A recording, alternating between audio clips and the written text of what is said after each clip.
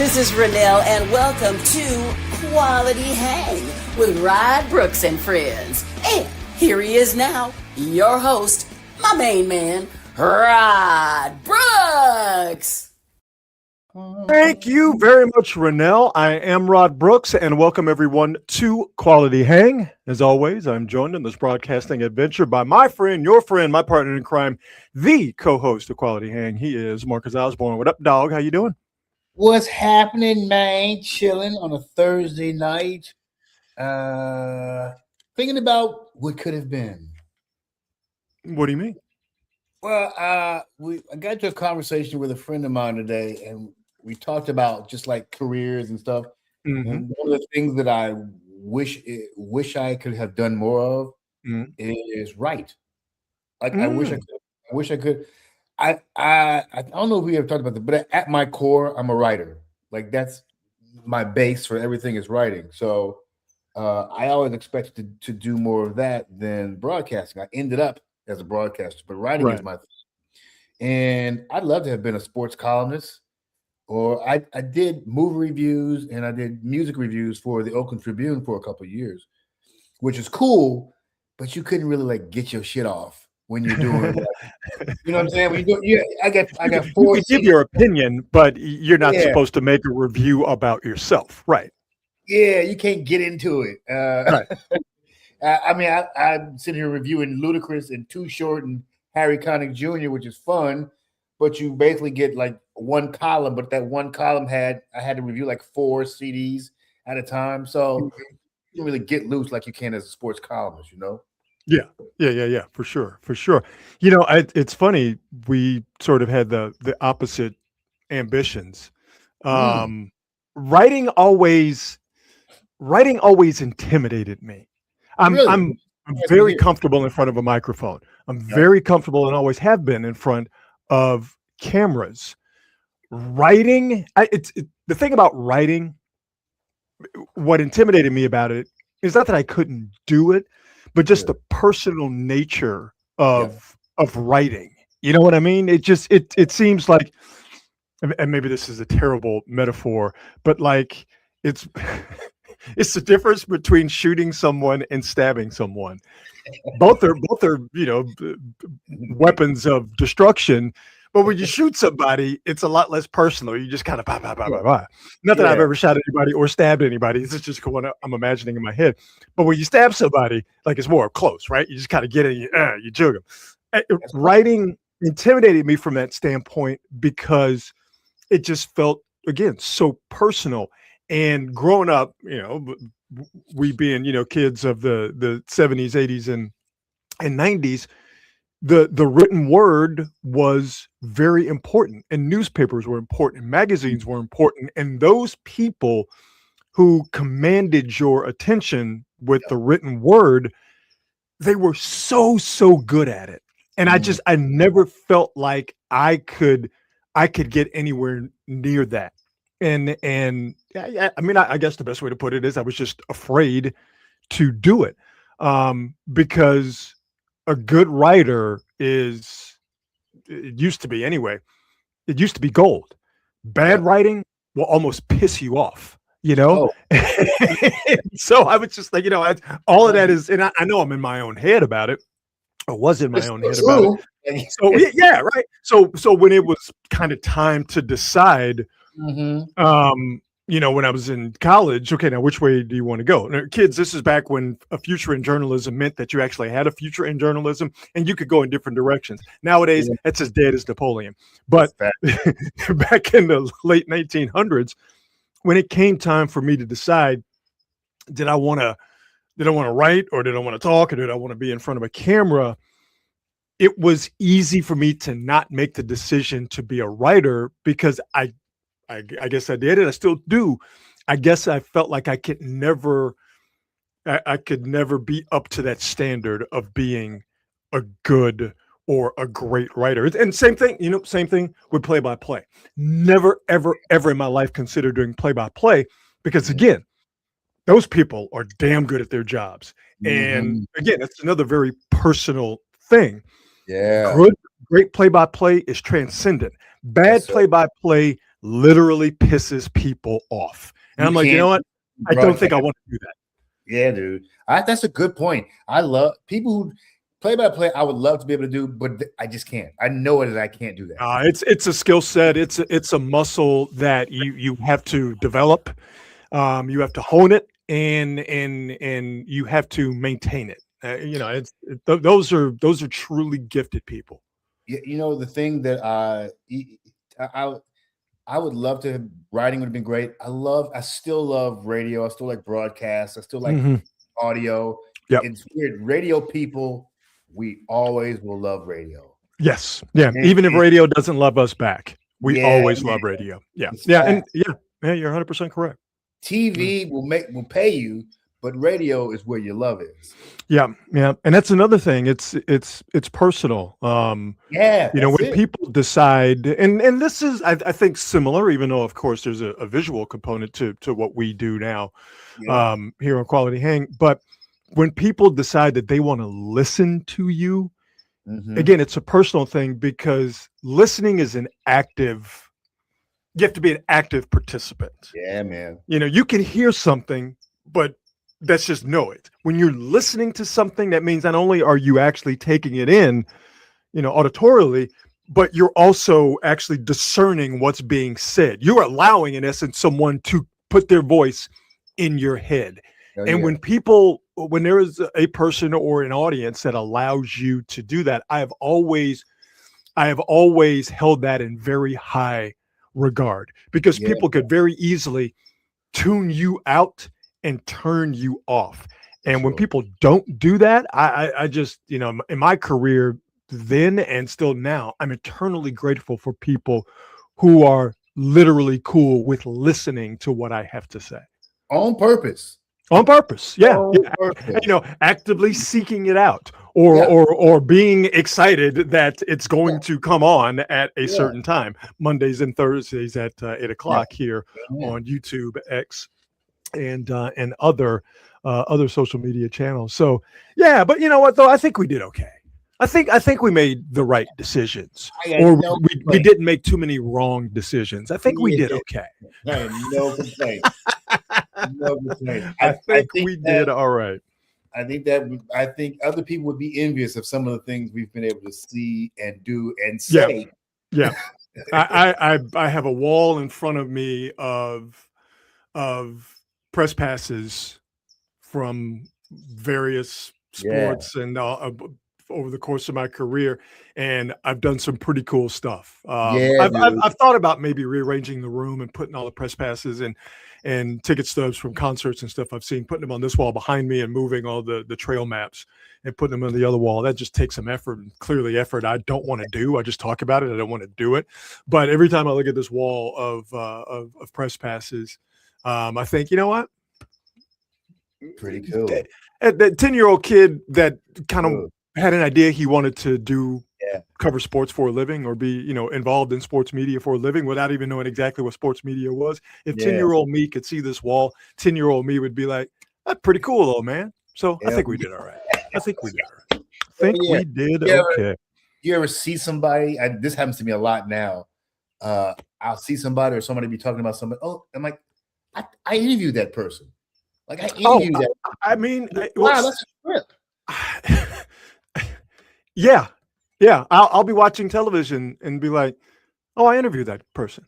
Yeah, I met that person. Just a random celebrity. I was listening to the radio this morning, and satellite radio, and a Coolio song came on. Fantastic Voyage came on. I interviewed Coolio. Yes, he was at the last couple of games at Candlestick. When I was working for Fox Sports that Bay Area. I was kind of one of I wasn't necessarily a sideline reporter during the games, but pregame show, and then during the game I would do a couple of hits or whatever. But for pregame show, Coolio was there, and they like, you should interview Coolio, and I'm like, okay, sure, Coolio. Most random shit, right? Signed to baseball. It's in here somewhere. I have to find it. The most random. I think that the most random interviews I interviewed Taylor Swift when she was 17. Yeah, without which knowing. is nice at the trip.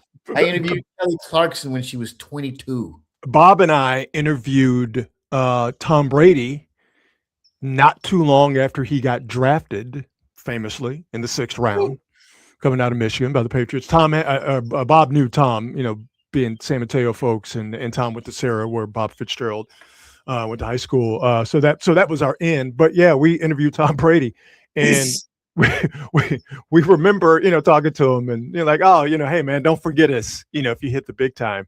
Yeah. With, of course, in no way, shape, or form thinking that he was going to become, if we're just going by number of Super Bowls participated in and won, the greatest quarterback in the history of the NFL. I'll never forget, we ended the interview and we were both just kind of like, that was cute. Like, oh man, because I remember him playing at Michigan. Like, oh, I'm glad you hooked that interview up with us. But that's probably going to be the last time we ever talk to Tom Brady. And you know what? It was the last time we talked to Tom Brady, because he came, if we're just going by number of Super Bowls participated in and won, the greatest quarterback of all time. Jesus Christ! I can tell you, I don't know if you're comfortable saying this, but I am. Okay, the 3 most disappointing interviews I ever had. Warren Sapp, Joaquin Phoenix, and this one sucks when they say never meet your heroes, Denzel Washington. Really? Yeah. I don't know if Denzel was like having a bad day or whatever. And I got the sense that he just came in with some disdain for radio people. Uh-huh. Which I realized happened a lot, and you kind of almost have to let him know, like, no, we're not one of those kind of people. Yeah. You know what I'm saying? I remember Tommy Davidson of In Living Color fame. I remember Tommy Davidson coming in to the KMBR studios, and there was a computer where he was sitting. It was just me and him, and he was sitting to my left, and there was a computer. And while we talked, Tommy Davidson actively looked at pornography on the KNBR computer while I was interviewing him. How did I know this? Not because I was checking him out, watching. I had no idea what he was looking at. But when the interview was over, and it was a fine interview, it was really fairly unremarkable. I don't remember it. But got up to leave and shook his hand and opened the door for him, and he left. I turned back around to go back to my seat, and there was porn on the computer. Nice. Well. That takes a ball. Yeah. I had a time with I'm pretty sure I'll think of more interesting and mind-blowing interviews that I had. The most disappointing was Don King. Like, really? Don King was, and I wasn't expecting, Well, he's kind of a jerk. Yeah. He's kind of a jerk. Yeah. He was. When the lights come on and the camera and the mics turn on, he comes to life. He's kind of a dick. That's what it was. He was borderline, if not completely surly, before the mics went on, and then the mics went on, and it was only in America, all that kind of bullshit, and the lights went off. And again, I wasn't expecting anything of him, but to see that phoniness in action, right there in my face, was probably it just dawned on me. I don't know if I could call it an interview, because it was more of a press gaggle, but Tommy Lasorda, when he was the manager of the Dodgers, just a random Dodger Astros game, and I was just starting in radio, and basically they would give you a tape recorder and a microphone and just send, and you just stick a microphone in people's faces at a press gaggle and have them talk. So Tommy Lasorda, and again, I'm 22 years old, and I can't believe I'm doing this, anyway. And not that Tommy Lasorda was a hero of mine, but Tommy fucking Lasorda, right? Yeah, especially he was legendary. Legendary status. Anyway, so we all go into his very cramped manager's office in the old Astrodome, and it's no bigger than this room, and this room is not very big. And Tommy Lasorda is in there, and he is stripped down to his, remember baseball players and coaches used to wear stirrup socks, but under them they had the white sanitary socks. Yes, he had the white sanitary socks on, and they were just like white, like compression. They weren't even called compression shorts back then, but like these white tights, basically sliding, like he was actually going to play. He was wearing sliding tights and no shirt. And he had in front of him a giant plate. It was almost, it's almost stereotypically comical giant plate of Alfredo pasta in front of him. And when I say that pasta That's hilarious, that high on the plate, like it was borderline racist how much pasta he had on that plate, right? And so the problem is that when the TV cameras were in there, Tommy Lasorda was baseball Tommy Lasorda, giving out great quotes and all that kind of stuff. TV cameras left. He could not have been more of a bigger asshole. And so radio guys are still in there trying to get sound, and he knows full well what he's doing. He's shoveling this pasta into his mouth in almost a cartoonish way and talking while eating. We can't use any of that audio. And he knew it. And he knew what he was doing. So, to me being a young, naive kid, I was just like, oh, it sucks that you would do that. Like, okay, the TV thing, because, your face is going to be on TV, that would be obviously in bad form.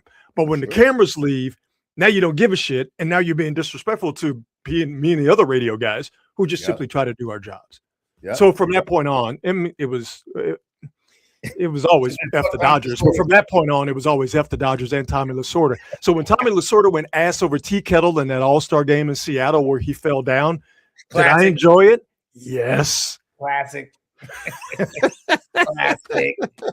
Let's get into the show. My goodness, we're just a couple of chatty patties here, and we have yet to thank our presenting sponsor, the fine folks at Hop Monk Taverns. 3 locations to choose from: Sonoma, Sebastopol, and in Novato. And at all 3 locations, they all do the same great things.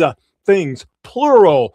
Fantastic food from a wildly diverse menu, a craft beer selection that is absolutely out of this world, and what they have as far as shows and live entertainment at Hop Monk is just as diverse as the beer they pour and the food that they serve. And what I absolutely love about Hop Monk and how they get down as far as entertainment is concerned, it's a place for touring acts around the country to stop by here in the Bay Area, North Bay specifically, but it's a great place for local folks, local artists to be seen. And I think nurturing that local scene, that's what Dean Biersch and the folks at Hop Monk do, I think, better than anyone. And really, no matter what you're looking for, it's eclectic. You're going to find something that you like. And it's not just musicians that come through.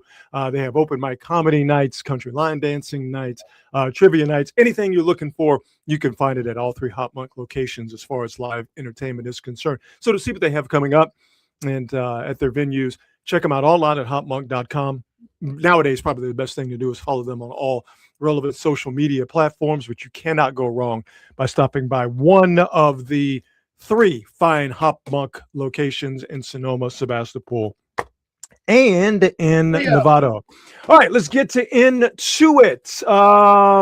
Steve Kerr, he met with the Golden State Warriors brass this week, and no decision, Marcus, made by either party as of yet. They met this week, went their separate ways from what I've been told, or what I read, pardon me. Steve Kerr is on a golfing trip, and they will reconvene and talk more this week. So my question to you, Marcus, and I'll throw this out here to the folks in the chat, the Quality Hangers getting active per usual in the chat. Sweet. So we are a couple of weeks out from the end of the regular season. And what was thought to be a quick decision, stay or go, by Steve Kerr or the Warriors, has now gone into its second week and maybe beyond. So my question to you, Marcus, is this a case of no news being good news, meaning the longer this takes, the better chance it is that Steve Kerr comes back? Or is it the opposite? Does that mean that no news and the longer this takes means it's bad news and Steve Kerr is not coming back, whether it's his own decision or whether the Warriors have decided to move on and the Warriors are going to have a new coach for this upcoming season for the first time in, 15 years, somewhere along those lines? Pretty close at 12, 13 years. Dude, that's a good question. I guess that comes down to whether or not you think there's value in bringing Steve Kerr back. Then your perspective on that question will change. Mm-hmm. I, as an unabashed Steve Kerr supporter, I would love to see him back. I know that there are some circumstances that he would like to see changed, and that apparently the ownership would like to see changed. But when you got a guy like that, and you got a guy who essentially steered a team that ended up winning 37 games. Yes. No business winning that many games. Like, yes. if we're being honest about it, no business winning many games. And none of them hated each other at the end of the season. Steered them through like the injuries, the Kuminga BS, all that stuff. And everybody still seemed connected at the end of the year. Mm-hmm. And from my standpoint, if you can get that kind of guy who he didn't suddenly become stupid, but I think Steve Kerr is the kind of guy that if you give him the talent, he will make it work. Yeah. And so I guess from my standpoint, no news is good news. To answer your question, probably if as a guy who is a supporter of Steve Kerr, but who knows, right? He probably, if you're Steve Kerr, I would think the conversations are fascinating between Kerr and, let's just say Kerr and Lacob, to just sort of, singularly personified with those guys, that Steve Kerr's saying, give me a little bit more to work with, knowing that you're going to get Jimmy Butler back and Steph's coming back. Draymond more than likely is going to, if Steve come back, Draymond Green comes back. If he doesn't come back, I think Draymond Green is wearing another uniform at some point in time next year. Steve says, give me a little bit more talent, or talent that fits what I want to do. Yeah. And Joe Lacob and the Warriors would say, well, we need you to kind of change the way you do things, not wholesale changes, but maybe make some small yet important changes, and have that fit in with the talent that we will provide you. You know what I mean? I think it's going to be an interesting back and forth sort of, dynamic between what Steve Kerr wants and how he wants to do his job, and how the Warriors want him to do his job with the players that they have given him and plan on giving him so he can do his job. Yeah. I mean, it's also going to depend a lot on whether or not you want to continue to build the team around a 39-year-old all-world point guard. Mm-hmm. Because if Steph is there, you ain't changing the system. Like, that's just what it is. And if you want Steve Kerr to change the system, then Steph probably won't be there. I don't think Steph will stick around he doesn't seem like a selfish player, and I don't think it would be selfish of him to say, I don't want to play in a system where I'm not featured. At this point, I don't think that would be selfish. Here's another part, and I know you poo-poo this, and I don't, understandably so. But I wonder what the discussion is in terms of Giannis and possibly LeBron and old boy down with the Clippers. I'm now blanking on his name, Kawhi Leonard. I wonder what the discussion is. Does Kerr want any of those guys? Does he not see any of them as a fit? Does he see one of them in particular as a fit? Are the Warriors saying we can get this for you? Are they serious about it? Do they have a plan in place? I think they do. Now, is that plan going to be enough to get one of those three guys that I mentioned? I don't know, but I wonder how that factors. It has to on some level, right?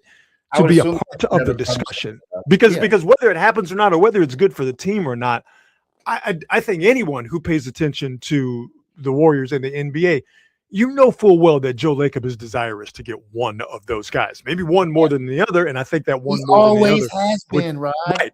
And I think that one more than the other would be Giannis. But I think it would be foolish to think that that's not a part of the discussion that's being had between Kerr and Lacob. Yeah, I mean, you bring up a really good point about Lacob. Lacob loves him some stars. Since the day he took that team over, he has chased stars. I remember him going after, as soon as he got the team, he was going after Dwight Howard when Dwight Howard was a free agent. Literally one of the first things he did. That's always guy. That's right. And so that's going to be a thing. And listen, my feeling is this from a practical standpoint. I don't think it serves the team's long-term goals at all by bringing in one of those guys. I don't think it helps him at all. Yeah, but if you're Steve Kerr and you're trying to win now and you're trying to maximize what you have with Steph. But here's the thing that I keep saying with this is like you still ultimately end up hurting the team because that money to have all those guys, nobody taking a pay cut. Yeah. So you're gonna have Jimmy Butler getting 50 mil, Steph getting 60 mil, and then Giannis getting 60 mil or 55 mil, or Kawhi, who's probably making the least of all those guys. Well, I know about 27.5 million that you don't have to have on the books if he's no longer with your team. yeah.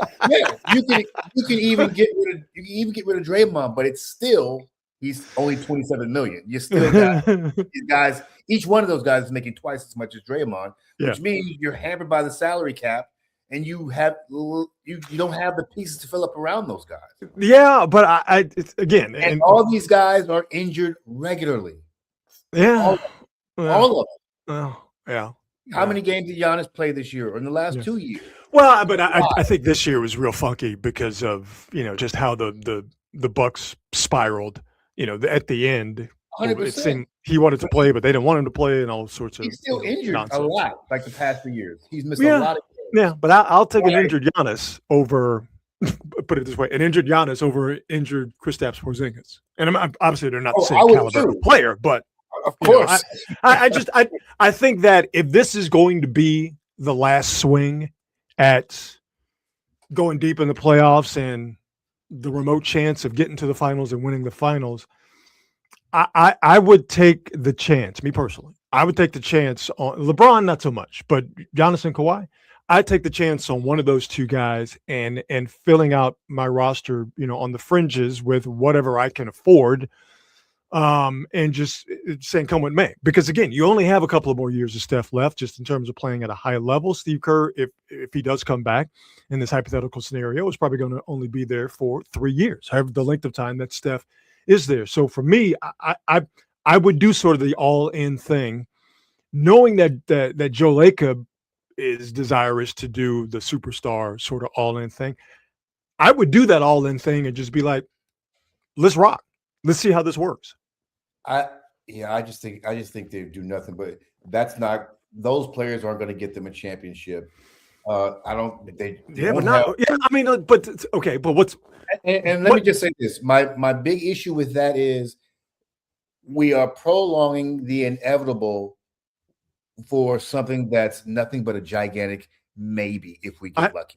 I know that, but I'd rather prolong that inevitable with the last 2 to 3 years of Steph Curry and Steve Kerr and maybe Draymond Green and Jimmy Butler. I would rather prolong that inevitable.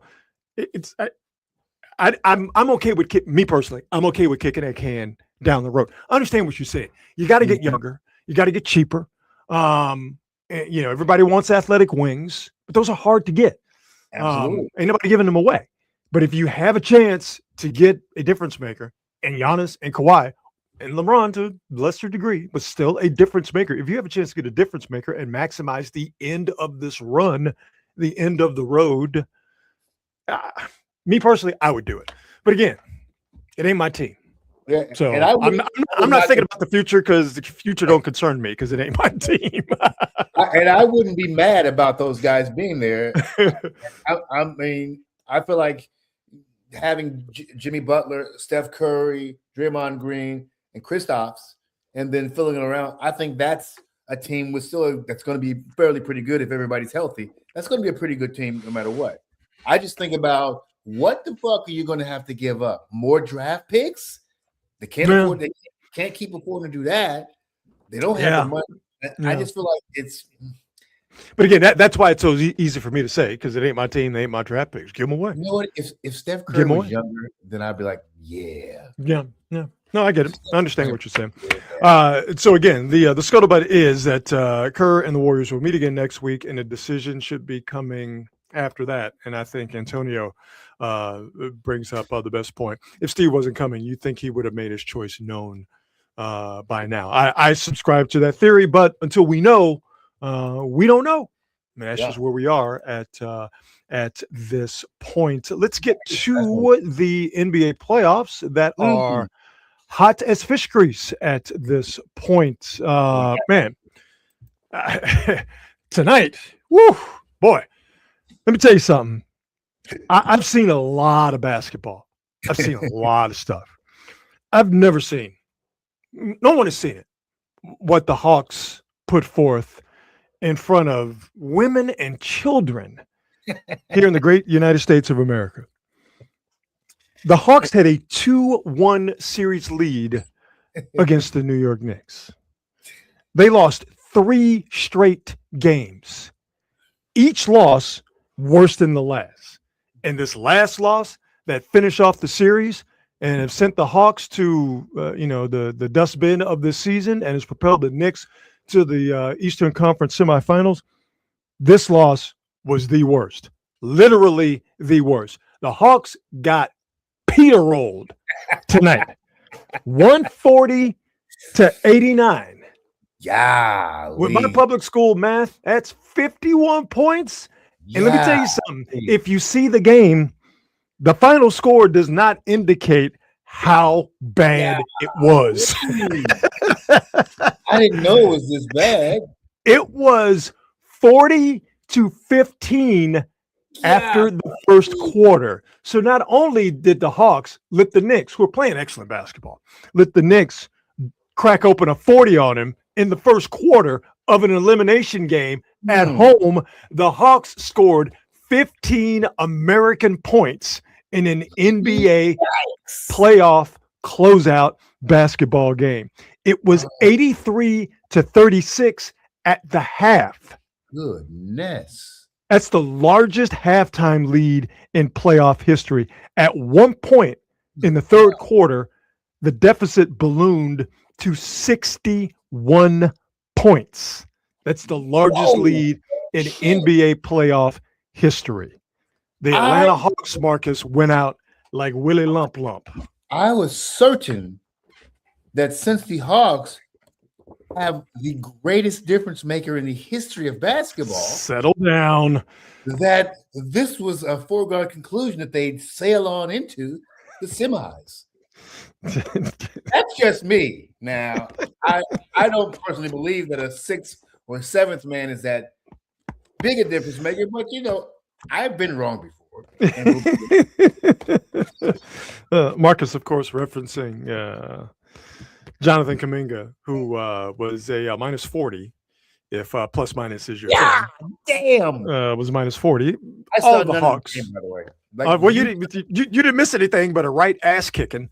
The Knicks have moved on to the second round of the NBA playoffs. Who will the Knickerbockers play? Well, we don't know at this point, but we do know this.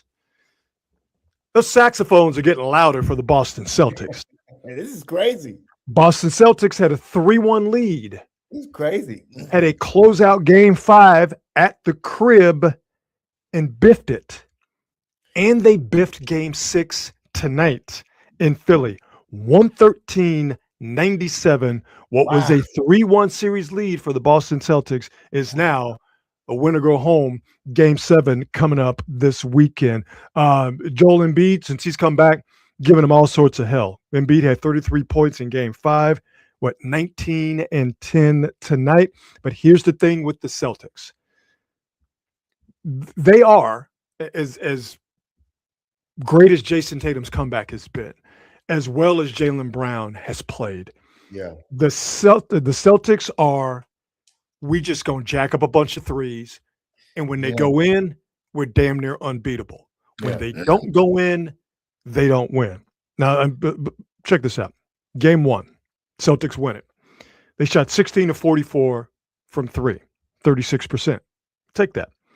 Game 2, they lost it. They shot 13-50.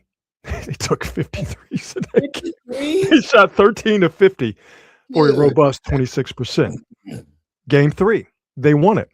They shot 12-35, 34%. Game 4, they won it. Shot 24 of 53, 53 threes. Good God. 53. That's 45%. Game 5, they lost it. 11-39, 28% from 3. Game 6, tonight, they lost it. 12 of 41, 29% from 3. The Warriors, it wasn't like that, but the Warriors' success was predicated on threes. Rockets did it, didn't win anything. Now the Celtics have won a title, but this is the most extreme example I've seen of a team literally living and dying by the three. This is a choice that I don't understand, and people love to credit the Warriors for this. But the one thing folks really misunderstand about that Warriors team that was really in the middle of that run, it was Steph and Clay shooting the threes. Yeah, right. It wasn't the entire team jacking right. up 28 footers. It was Steph and Clay.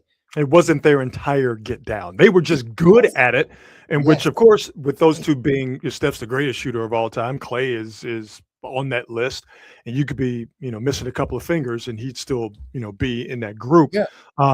It made sense for them to take those threes. I think with the Rockets and now with the Celtics, it doesn't make sense for some of those guys to take those threes. It's not an efficient shot unless you're good at it. No. I don't want guys who shoot 33, 34% jacking up threes. I don't need that. That means you should just stick to shooting twos. Yeah. Get in the paint, get some mid-range action. That's far more efficient. This idea that everybody's going to be able to shoot threes is insane, and it's taken over the league, which is also one of the problems with the league right now. It's crazy that this is the Celtics ethos, and they're just going to live and die with it. And and this kind of goes back to Steve Kerr and his stubbornness. We saw the Warriors do that this year without Steph, but they were jacking up way too many goddamn threes. Way too many. Guys who didn't need to be shooting threes. Way too many. Like Guy Santos and Brandon Pajemski. But again, I think with Steve Kerr, he was like, well, I don't really have much that I could go with anyway, so I'm just going to see that was his deal. If we could just hit the spam threes button over and over again. So it was almost out of desperation, even if the idea was somewhat flawed. With the Celtics, and again, they won damn near 60 games, if not in the 60s. Obviously a good basketball team, but it's crazy that they can have the talent they have on that team and still be like, okay, we're just going to live and die with the three. It's at some point, a plan B has to be in the mix. Yeah. And the Rockets didn't have that. That's why they didn't win shit when they were spamming all those threes. And the Celtics, even though they have won a title, it's going to come down to, in Game 7, what's their 3-point percentage like? If you can tell me what the 3-point percentage is going to be like, I can guarantee you whether they're going to win or lose it. We've seen it already. It's almost like people forget that defenses are better in the postseason, and it's very easy to get people during the regular season with shooting a bunch of threes. People get too much time to prepare for you and be ready for you, and then eat your shit up in the perimeter. You just be jacking up threes by guys who shoot 34% from three. Come on, man. I wouldn't mind watching the Celtics blow this. I wouldn't mind watching them blow a 3-1 lead, and I damn sure won't mind it if the Los Angeles Lakers blow a 3-0 series lead, as the Rockets have climbed back into this series, and what should be really a 3-2 series lead for the Rockets is a better situation, but not optimal, a 3-2 series deficit to the Lakers.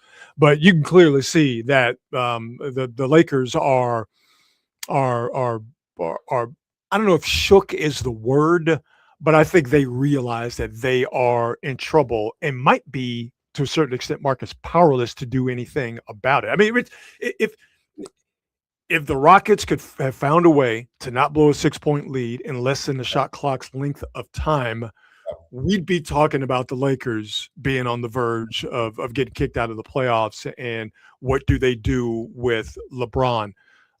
Because for 3 games, with the exception of the end of Game 3, the Rockets have been clearly the superior basketball team. Yeah, you can see it. And I don't know what – and without Kevin Durant, by the way. It's very strange. Yeah. It's very strange that it feels like they play better without Durant, but they're not going to be able to live without him. But it feels like they play better without him. Yeah, I was on with Paul and Tony. Shout out to Paulie Max Particles, the PMP Army. It was so much fun today, and we were talking about this. It would be, of course, ridiculous to say that the Rockets are a better team without Kevin Durant. But I think without Kevin Durant, that's a Rockets group that can say, you know what? Last year, we won 52 games and went to the playoffs, got bounced out in the first round, but it was because of Buddy Hield went wild. We won 52 games, went to the playoffs, couldn't shoot without Kevin Durant. What did they do this year? 52 games in the playoffs, and you don't have Kevin Durant. So I think for Jabari Smith and Amen Thompson, and I think that Rockets collective, they look around and go, yeah, we're missing 30 points from a great player and a guy that it makes the game easier for everybody else because of the attention he commands, and talking about Kevin Durant. But we still are the best defensive team, one of the best defensive team in the league. We're the best offensive rebounding team in the league. We have length. We have athleticism. We have youth that the Lakers don't have. That's not going anywhere. They're not going to get older. They're not going to get smaller. They're not going to get less athletic. They're not going to stop offensive rebounding, which of course leads to extra possessions and second chance points. So I think the Rockets, while the situation is not optimal for them, it's not a situation that they're unfamiliar with dealing with. And everybody knows this in sports and in life. Confidence is everything. And if you know that you can do something, it almost doesn't matter the circumstances. And I think that's the world that the Rockets are living in right now. If we get more possessions than the Lakers and we hit a few more shots, because you're getting baskets now from Jabari Smith, you're getting baskets from Reed Shepherd. If we get extra possessions and makes a couple of shots, you can beat this Laker team. And that's exactly what they're doing. Yeah. Let's see if they can keep it up. I mean, that offense is very, very sometimey. But like I said, they get the extra possessions. They get the offensive rebounds, and now they're going back to Houston, where you would think that they would play well, being young players in their home gym. And I think Reed Shepherd got a lot of confidence after what he was able to pull off last night, hitting buckets, steal off LeBron, the dunk, not backing down when LeBron threw the chicken wing at him. This is a confident Rockets group because they know they have the tools to beat this Laker team because of their defense, because of their athleticism and length and their offensive rebounding. And they have the confidence of knowing we just play the way that we've been playing for 3 straight games.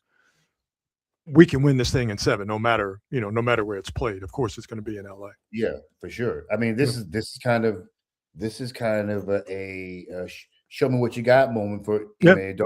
I think Ime Udoka has to show that, you know what, you are one of the elite coaches, and this is your opportunity. Listen, I want that dude to just stay out the way, dog. I don't need Ime Udoka trying to do anything. Let these dudes go out there and play with the confidence that they have. Leave them. Don't try to get in there and try to do something like all of a sudden now I'm gonna coach. I mean, bro, just stay over there and just keep calling people bitches. Just I don't need him trying to coach. I need him staying the F out the way. Okay? Yeah, he stay calling people bitches, boy. He love calling people bitches. Pistons in trouble. They got a game 7 coming up against game 6 coming up against the Magic tomorrow. Cleveland, Toronto, another game 6. That's coming up tomorrow as well. So that should be a fun Friday. San Antonio took care of business, and not surprisingly, the Thunder took care of business. And it is on our boy Wemby's back about him crying, which is weird to me. Crying about what? Because he won the series, and that's his first playoff series. Oh, did he cry after that? I mean, listen, you know how I feel about crying. It makes me uncomfortable when men cry, so I don't want to see it. I have hard and fast rules when it comes to crying in sports. And you can cry when you win a championship. You can cry when you lose a championship. You can cry when you retire. But if you retire multiple times, you can only cry once. You only get one time. You can cry if you have a compound fracture. Okay. Can't cry because you're hurt. You can only cry because you have a compound fracture, right? To me, that's tears. Anything else, as far as I'm concerned, you're violating man rules. So I didn't know that Wemby was crying, but he's just a different. Remember what I told you though. I told you the beginning of his supervillain story was when Steph hit that shot on him, and he was crying on his mama's shoulder in that gold medal game in the Olympics. Remember, I told you that, right? Yeah, he's French, so do we give him a hall pass? They're very sensitive. But man, I tell you what, Wemby and Joker, I need that in the second round. And by the way, I was just going to give you the update here. Let me get the score as they just went to commercial, so I don't have it in front. It's hot in Minnesota right now. We just had a little testosterone presentation that Jokic was involved in. But right now, let me get the score here real quick. If you folks will just give me 1 second to click over and find the score. 91-87 with 7:45 left to go. The Timberwolves on top and looking to close out this series. Timberwolves, no Ant Edwards, no Dante DiVincenzo, pardon me, and no Ayu Dosunmu. He did not play tonight, and he's been a revelation for them over the last couple of games. So this was all pointing to, Marcus, the Timberwolves just kind of rolling up into a ball. But, I mean, they have come out tonight, and they have been absolutely feisty. So Wemby and Joker, as a basketball fan, that's what I want to see. But the Timberwolves do not want to give me what I want. They are game, and right now they are still a long way to go, but they are in control and looking to get the Nuggets up out of here. And Spurs Timberwolves will be that Western Conference semifinal series. I mean, yeah, if they win this thing, Rudy Gobert is your MVP. I mean, hey man, your boy Gobert has been doing a hell of a job on Jokic. Because Jokic, to me, is just literally one of the most unstoppable players in the NBA. And for my money, I think he's the best player in the NBA. And he puts up video game numbers every single night. And the fact that Gobert, I guess I can call him by his regular name now. He's earned you calling him by his regular name. I mean, listen, that's a big step because you do not like Rudy Gobert. So for you to actually call him Rudy Gobert, that's, you know what that is, Marcus? That's growth. That's what that is. It's what I do. It's what I do.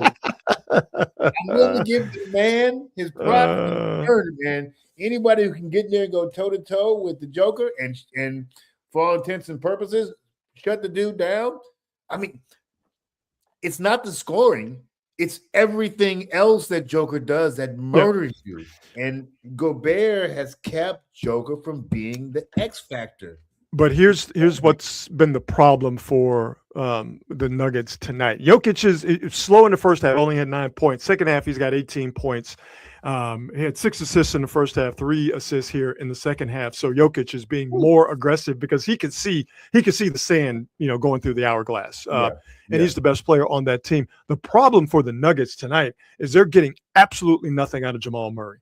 At this point in the game, he is 4 of 15 and has only taken 1 3 and hasn't been to the free throw line tonight. So Terrence Shannon is doing an absolute job on Jamal Murray. And that unless he starts to uncork a couple of big buckets here late, it is Jaden McDaniels is the one that's given Murray all sorts of fits. But unless he uncorks a couple of buckets here in the last 7 minutes of this game, I don't know if Jokic is going to be able to do it by himself or if he'll have enough time to do it by himself. Yeah, it's weird. He is typically a guy who I expect to do well in crunch time. So So we'll keep you updated with that, and I think we'll stay on for the length of this game unless it goes into super duper quadruple duper overtime. But these NBA playoffs so far so good. I think the first couple of games at the beginning were kind of but as we've gotten deeper here into this first round, I mean, I don't know if I can even consider the OKC Suns series and the Trailblazers Spurs series duds because those two teams are just so superior to their respective opponents, the Suns and the Trailblazers, that was just kind of almost automatic. But every other series, I mean, has been or either is fascinating. Yeah, absolutely, dude. I'm very happy with the way all this is turning out, and hopefully we have. This is where reputations are made. This is where you find your next superstar. The NBA is always in search of it. This is where you find them in the postseason. Is it going to be SGA? Is it going to be Wemby? We shall see. Yeah. We shall see. Let's do some on this date. We here at Quality Hang, we're history buffs. All right. Well, I'm a history buff. I'm not going to speak for Marcus. So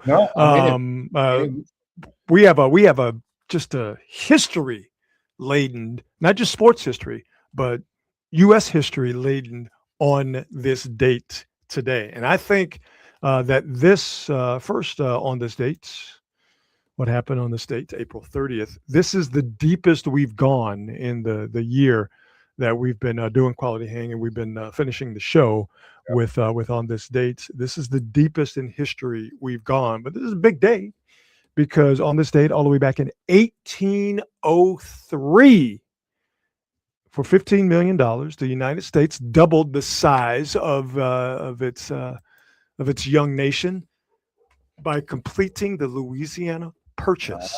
Yes. For $15 million. France was having some cash flow issues. Some guy named Napoleon, and I think had gotten them in all sorts of trouble. So France needed the bread. Money went to the thrift shop. Went to the pawn shop. Pawn just fucking shit was going down. France needed some bread. The United States was like, I mean, shit, man. How much you want for that? For Louisiana? And France was like, what? France was like, dude, no deal. Man, we'll give it to you for $15 million. And the U.S. is like, shit, that's a lot of money, but it's a lot of land. And so the U.S. is like, man, you know what? That's light work, baby. We the United States of America. We with the 13 colonies just kicked the ass of George I and the entire the British Empire. United States say, you know what, France? You know you beefing with England too. So the enemy of my enemy is my friend. It's $15 million. We'll take Louisiana, the Louisiana Territory, and that's how the Louisiana Purchase. And by the way, that is an actual faithful representation of the conversation between the United States and France. That's exactly how it went down on this date, April 30th, 1803. There you go. It was basically like a drug deal. It's absolutely a drug deal. Of course it was. So there you go. On this date in 1803, the Louisiana Purchase was completed. We stay on the American history. It was really a world history thing. But on this date in 1945, Adolf Hitler did the world a favor and offed himself with his old lady, Eva Braun, after being married for less than 40 hours. Wow. What a honeymoon. Will you marry me? Yes. All right, now we got to kill ourselves, because if we don't, the Russians are going to do it, and it's not going to be fun. So effectively, World War II ended on this date, April 30th, 1945, as Adolf Hitler and his broad, Eva Braun, did the world a favor and took them out before the Russians did it for him. Yeah, I mean, he knew that whoever found him was going to pull a bullet in him anyway. Like, he had no shot. The Russians were breathing down his neck. He knew. He did not want to. After what they put the Russians through, and then what the Russians did to get all the way to Berlin, he wanted nothing to do with the Russians, because that would have been bad. But you see what they did when he didn't see, but you heard what they did to Mussolini. All right, they don't be playing. Hey man, listen, you don't want to have your genitals stuffed in your mouth. All right, you don't ever want to go down like that, brother. unless you choose that and you have that ability, then most people don't choose that. I'm pretty sure Mussolini didn't choose it, and I'm pretty sure Hitler did not want to go out like that. And you know what? All this could have been avoided if only people liked Hitler's artwork. It's just how the world. It's just how the world can change.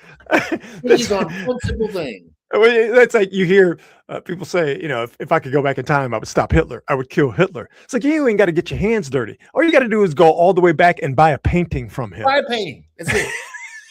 All this gets avoided. 6 million people are alive. World War II never happens if somebody would have just bought one of his watercolors. One of them pieces of shit. One of them. You know what? You can't even get your mama or your auntie or somebody to buy your shit. Like all the rest of us, we have our shitty art. Or if they would have killed him in prison. One of those two. Either way. But I think the easiest thing to do would have been just like, yeah, fine, buddy. I'll take your stupid painting. Fine. Yeah. I'll put it on the fridge. Or you know what? If it's like Charles Manson, if they would have just let Charles Manson be one of the monkeys, the Manson murders would have never happened. Sing his shitty songs for a week or two. This is live for saving Rob. If Capitol Records would have just given Charles Manson a record contract, Sharon Tate and Roman Polanski would still be married. So there you go, man. I tell you what, to go all the way from Hitler to Roman Polanski. I mean, I don't want to tear my rotator cuff, pat myself on the back. That's impressive. But it works. Okay, again, staying with history before we get into sports and pop culture. On this date in 1975, the Vietnam War ended as Saigon, which was then the capital of South Vietnam, was overtaken by the North Vietnamese Communist Army. And Saigon fell on this date. And this is one of the famous photographs of all time. And a photograph that tells you everything you need to know. And I think it's almost haunting when you look at it. But the helicopter getting the last Americans and those sympathetic to the South Vietnamese government, getting them all out before the North Vietnamese overran the city and eventually took it over, forcing Saigon to fall, in essence, forcing South Vietnam to fall, and for all intents and purposes, ending the Vietnam War on this date in 1975. Yeah, man. As you said, the operative word is ending, not winning it. Yes. That was not a W for the United States, not by a long shot. So, on this date, April 30th, 1975, Saigon fell, and the Vietnam War ended for all intents and purposes. All right. On this date in 1976, Rick Barry, he just went Rick Barry. West, when Rick Barry was going off the court, somebody, I believe, on the Detroit, one of the fans, if you can call him a fan, swung at him with a cane, and Rick had to be restrained from going into the stands. You get it all going here.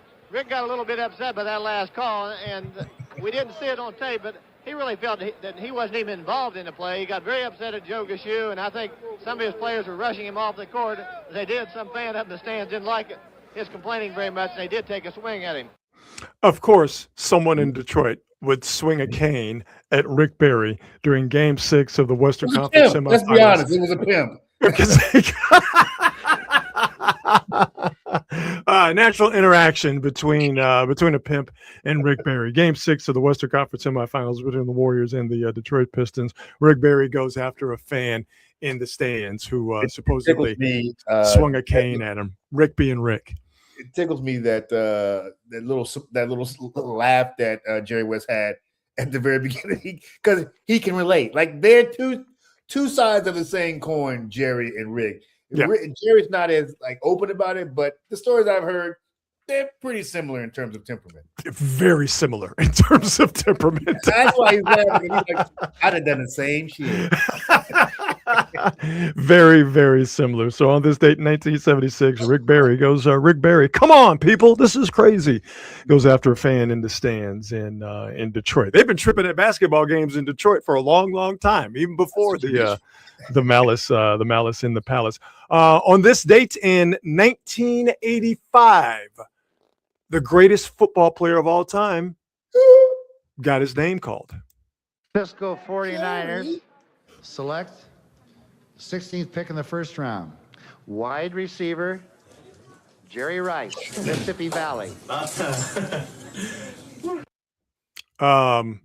that shirt and tie combo with the chain on the outside of the button-up shirt, that is special. And also, that is country in a mug. Super 80s. That's skinny tie? Skinny tie, yeah. That's skinny tie. And yeah, man. And remember, Jerry's hair was gone by what, his 5th, 6th year in the league? Something like that. Yeah, he grew out like the flat top as best he could. And then, about 5 or 6 years. He had those struggle braids. Oh, when he was with the Raiders? Absolutely. Yeah, he had them Stevie Wonder braids that started halfway back. Yeah, just come home, baby. Come home. Yeah. But you know what, though, man, our brothers who, being lucky, not suffering hair loss. Our brothers who lose their hair, man, I get it. I understand it. You try to hang on to it for as long as you possibly can. I get it. I tell my brother, like, dude, I can see your scalp. You might as well just come on home. Stop fooling yourself. Come on home. Yep. I think the man's the greatest football player of all time, Jerry Rice, drafted by your San Francisco 49ers on this date, all the way back in 1985. In 1991, Boyz II Men released their debut album, Motown Philly. Cooley High Harmony. It's a classic. It's classic. Absolutely. Still holds up to this day. Still holds up. Them mugs can sing. Yeah, they can. Them boys can sing. They can blow. Dang, and it's so hard to say goodbye to yesterday. That's going to be played at proms until the sun burns out. Yeah, dude. And, Sean Stockman has a podcast that's pretty good too. Yes, I've heard. I've seen a couple of clips. That's a pretty good show, man. And I love when he has like the New Edition guys come on there and they love it. So Boyz II Men, Philadelphia's finest, released their debut album, Cooley High Harmony, on this date in 1991. Also on this date in 1991, my favorite dunk in Michael Jordan's entire illustrious dunk-filled career. Jordan trying to shake off. Oh, boy. Oh, boy. Come on, man. Poetry in motion. Woo! First of all, Jordan, a beautiful dismissal of the defense. Look how high he is over Pat Ewing's outstretched arms, and the ball is above the Jerry West NBA logo. And basically the ball is at the top of the square. Yep. And he hangs it on Pat. The moves of the season. I have watched this dunk hundreds of times, maybe in the low 1000s. And because the footwork you see on display, first things first. Remember we were talking last week, it was the anniversary when Jordan scored 63 points against the Celtics, and how they didn't double team him. All right. They didn't deny the ball from him. That's 1986. This is 1991. First thing you notice about this video, they're double teaming Jordan all the way out beyond the 3-point line. So Starks is out there with him. I think that's Kiki Vandeweghe that comes out to just show him a little bit of double team pressure. Gets doubled there. Jordan trying to. Oakley comes over, cuts off the baseline. He sees two double teams in the span of 20 feet? And he ain't giving the ball up. Of course, everybody knows that. So he sees a double team at the 3-point line. All right. He sees a double team at the at the baseline as Oakley slides over. I'll move this banner here. His footwork, and I'll go all the way back to the beginning. Just watch his. Don't look at the ball. Don't look at anything above Michael Jordan's kneecaps. Watch his feet. Jordan trying to shake off Starks. Come on, man. Unbelievable. Just precision footwork. Precision footwork. Not a wasted, not a false step anywhere. Jordan trying to shake off Starks. Come on. Oh, what a move by Jordan. Beautiful. Beautiful. I Well, folks, when we talk about Jordan, one of the most remarkable things about Michael Jordan was his efficiency as a guard. Mm-hmm. This dude, for as many shots as he took, finished with a 50% career shooting percentage. Yeah. That's amazing. Yeah. That's very much so. amazing. Very much so.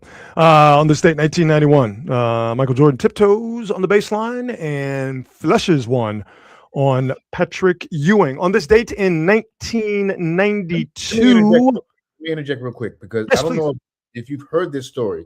I saw Patrick Ewing talking about this earlier this week. He was going to go to the Warriors. He was going to join. He was going to be on Run TMC. Really? When he was a free agent, he was heavily considering going to the Warriors and joining Run TMC. And he ended up, it was a conversation about how guys go from team to team now. Right. And the reason that he didn't was because he felt like maybe there was somebody who came to the team that he had just gotten. I can't remember who it was. It was like, well, maybe we got a shot at this. And he decided to stay with the Knicks. But he's like, no, I was really leaning towards going to join Chris Mullin, which would have made sense, and Tim Hardaway and Mitch Richmond. Wow. That's all they needed. Wow. That'd have been hot. That'd have been hot. But here's the problem. You would have been dealing with the Lakers, obviously. The Blazers were still getting busy at that time. Rockets with Hakeem were still getting busy at that time. Obviously, he didn't win a title with the Knicks, only went to one finals. But I think that if he would have come to the Warriors, it would have been intriguing. I don't know if he would have been able to get any closer to a title than he eventually, in my estimation, did staying with the Knicks. You get to get out of the East where Jordan was controlling everything. Yeah, that's true. But you're gonna see him anyway. You're gonna see him at some point. No, you're right. You'll see him in the finals instead of seeing him in the semis. Right. You got to, and that's also way better, way more firepower. The Knicks. Yes. One of the problems was they didn't really have anybody who could score. Right. Except for Ewing, he was literally the only guy who was like a reliable scorer. Or when John Starks got hot. Yeah, that's the problem. When John Starks got hot. Because I could tell you when he wasn't hot, one of the greatest days of my life, Game 7 of the 1994 NBA Finals, John Starks, 2 for 18 from the field. Knicks lose, Rockets win, and little Rod Brooks sees his favorite basketball team wins its first of 2 NBA titles. I was able to reference both the 94 and 95 Rockets titles in the same show. Look at me being a front-running fan. Oh, did anybody notice my shirt? Olajuwon Smith. Oh, I'm back on that Rockets bandwagon now. On Monday, I was mad. I was hot as fish grease. I was pissed off about Game 3. Now look at me. Let's go Rockets. I am the worst kind of fan. So there we go. On this date, 1991, Jordan dunks on Ewing. On this date in 1992, the final episode of The Cosby Show aired. After 8 years and 201 episodes, the 201st episode was aired on this date on NBC in 1992. 44.5 million people watched the final episode of The Cosby Show.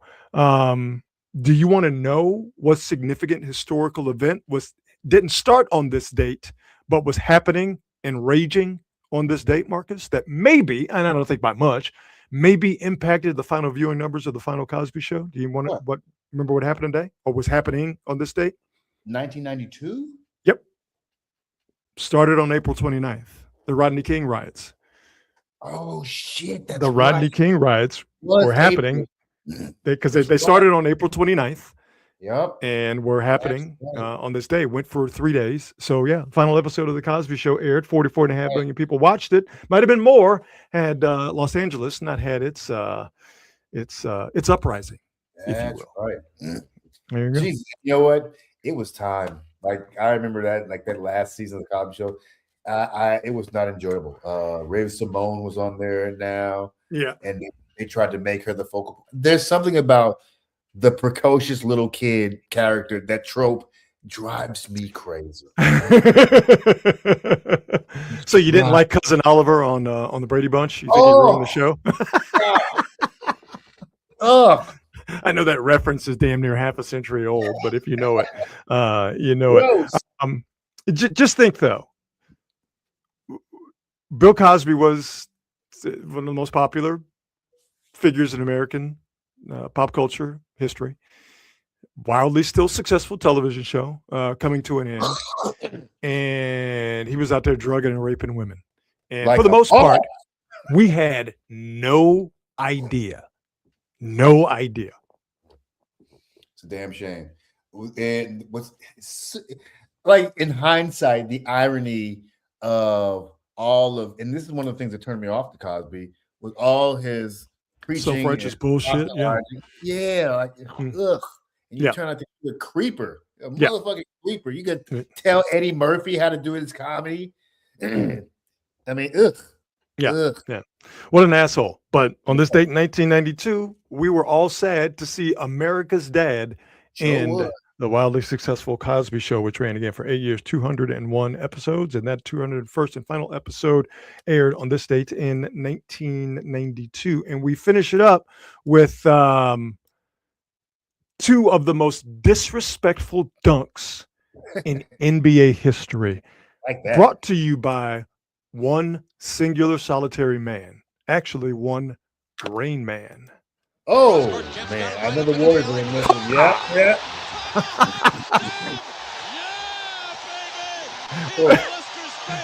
Wait. This is another dog that I've watched hundreds of times. So much to watch. First off, where Sean Kemp takes off from. And I hate to do this to him because we all love Chris Mullin. All right. But Chris Mullin makes the ultimate business decision, because if you look on the right side of your screen, you can see Chris Mullin.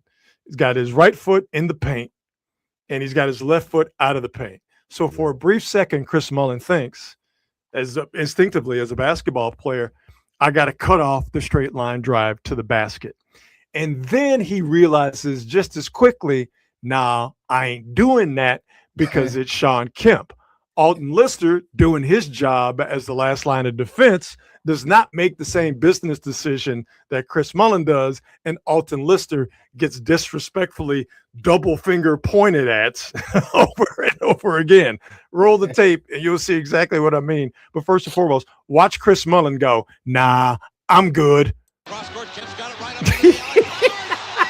The hop out of the way. Nope. Is that Billy Owens? Oh, yeah.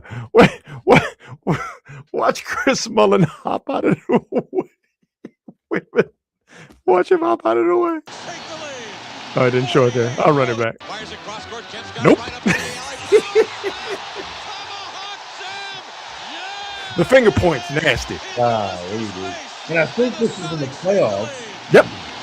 And I can't believe the Warriors were upset in this series because I think the Warriors were favored. And I remember watching this series going, we gonna lose this shit. There was a lot of athleticism out there thanks to Sean Kemp. Again, I hate to do this to Chris Mullin. Please watch him hop out of the way. Nope. Because he didn't want to catch all that, and it would have been bad for him. By the way, and again, notice I said dunks. There were two dunks that were disrespectful by Sean Kemp. Here's the second one. Scrapes it up, goes back up, he comes. Gatling swats it away. Pa! And then Chris Gatling daps him up. That was so. I was so bad at him for shaking his hand. I'll never forget that. What's he shaking his hand for? He dapped him up. I've never seen that. I had seen it before, and you haven't seen it since. I don't think in the history of the NBA, maybe even the history of basketball, has anybody gotten yammed on and then dapped up the dude that yammed on you. Jesus Christ. He dapped him up. I think Chris Gatling is now serving time. Oh, is he? Oh, word? What did he do? Oh, he did some like fraud bullshit. Oh, really? Yeah, he'd been in jail for a minute. I wonder if he I wonder if he got out. I was so surprised. Like, Chris Gatling? Come on, man. Damn. Chris Gatling. So there you go. A big on this date. Back in 1803, Louisiana Purchase was completed for $15 million. Hitler committed suicide in 1945. Saigon fell to the North Vietnamese in 1875. Rick Barry goes after a fan in the stands in 1976. Jerry Rice is drafted by the Niners on this date in 1985. Boyz II Men released their debut album, Cooley High Harmony. Jordan flushes on Ewing. Final Cosby Show aired, and Sean Kemp with 2 disrespectful dunks against the Golden State Warriors. All of that happened on this date, April the 30th. And yeah, Chris Gatling, he is now out of jail, but he went to jail in Arizona for running an online credit card fraud scheme involving stolen card numbers and fake business transactions. Authorities said victims across the country were affected, including one business owner who lost about $90,000. Damn. Being a kingpin is a thing of the past. Don't do crimes, kid. Don't do crimes. It is, before we get to the best thing I've seen today, it is basically all over but the shouting, Marcus, in downtown Minneapolis. 43 seconds left, and the Minnesota Timberwolves have a 10-point lead, 108-98 over the Denver Nuggets. So the Minnesota Timberwolves, without their starting backcourt, Anthony Edwards and Dante DiVincenzo, and without Ayu Dosunmu, who saved their bacon a couple of games ago, without those guys, this gritty, gutty Timberwolves outfit is getting the Denver Nuggets up out of the paint, barring a Rockets Game 3-like collapse by the Minnesota Timberwolves.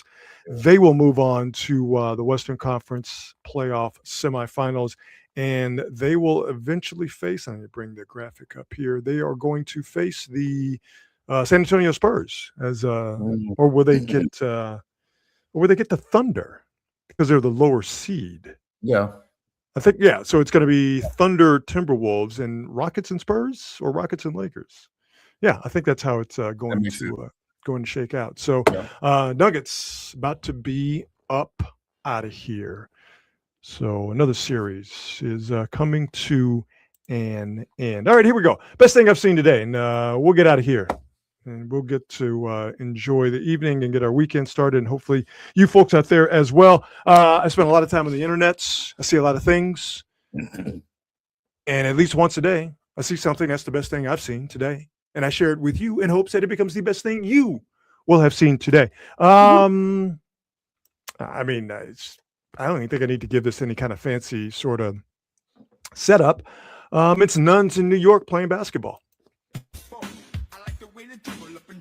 Sister Mary gives it up to Sister Margaret, and she blows the layups. That stinks. Right. All right. So we got Sister Kathy taking it back. She's a ball hog. Get up off the rock, Sister Kathy. And now she gets trapped over there. She gives it up to Sister Ethel. Somebody boarding hard. Another terrible shot. Okay. So Sister Elaine, she's just holding the ball. She gets nice entry pass. Oh my goodness, Sister Susan with the lane. Okay. All right. Sister Susan with that quick first step and the layup. Okay. All right. All right. So there you go. Hey, listen, they love the game because they hooping on a rim with no net. Yeah, man. You gotta love the game to hoop on a rim with no net. Yeah, man. You definitely gotta love it. And I love being outdoors. I'd rather be inside. Yeah. I mean, when it comes to what's the worst hoop experience? Hooping with no net or hooping on a double rim? Oh, didn't think I was going to ask the hard-hitting questions today, did you, Marcus? Double rim all day. Double rim's terrible. Ugh. Double rim make you think you John Starks in Game 7 of the 1994 NBA Finals. Make you feel like you can't make a shot. It's unnecessary. Completely unnecessary. What do we need this for? Completely unnecessary. But yeah, if you out there hooping in full nun get up and on a rim with no net, you doing it. That's love of the game right there. I respect these nuns from whatever convent they're from in New York City. Doing it. They out there hooping. And it looked like they're not just out there just goofing off. Like it looks like that's like their weekly nun. Yeah. Their nun game. Their nun run. And it's just somebody just didn't throw them a basketball, and they're like, oh, I guess we'll play ball. Like it looks like that's like you have a run at your local 24-hour fitness. That's what it looks like they do because they're wearing sneakers and everything. So shout out to those basketball playing nuns somewhere in New York City. I think that's enough. Jesus Christ, we did an hour 20 tonight. Good Lord. Wow. Oh my man, We went into extra innings like the Giants. You know what? The less we talk about the Giants day, the better. Because that is a no good, rotten day when you lose a doubleheader, both games of a doubleheader on walk-offs. Ooh, the last one being an extra inning game with some inexplicable the third base coaching decisions. So yeah, the less we talk about the Giants today, the better. Because it was a no bueno day for sure. Man, that hurts for sure. So we're gonna get on up out of here, but before we do that, as we do at the beginning of our show, we do at the end of our show. We thank our presenting sponsor, the fine folks at Hop Monk Taverns. 3 locations to choose from: Sonoma, Sebastopol, and in Novato. Great food, excellent beer, excellent live entertainment at all 3 venues. To see what they have coming up, check them out online at hopmonk.com. Follow them on all the socials. Definitely stop by their stores in either Sonoma, Sebastopol, or in Novato.